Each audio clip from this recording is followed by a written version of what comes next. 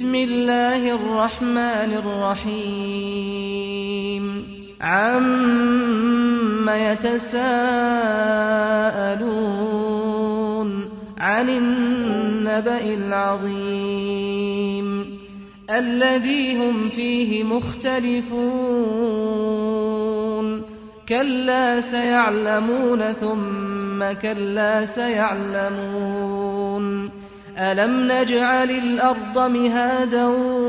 والجبال أوتادا وخلقناكم أزواجا وجعلنا نومكم سباتا وجعلنا الليل لباسا وجعلنا النهار معاشا وبنينا فوقكم سبعا شدادا وجعلنا سراجا وهاجا وأنزلنا من المعصرات ماء ثجاجا لنخرج به حبا ونباتا وجنات ألفافا إن يوم الفصل كان ميقاتا يوم ينفخ في الصور فتأتون أفواجا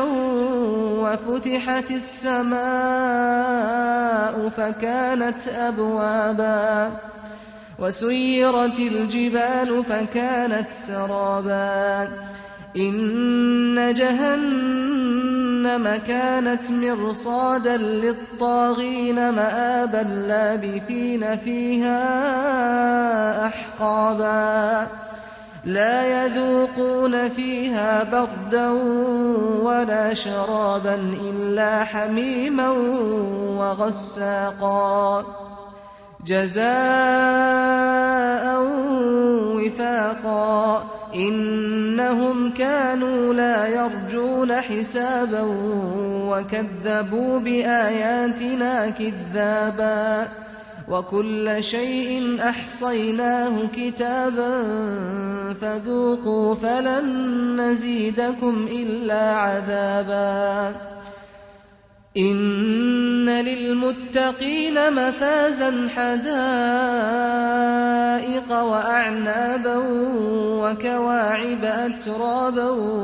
وكأسا دهاقا لا يسمعون فيها لغوا ولا كذابا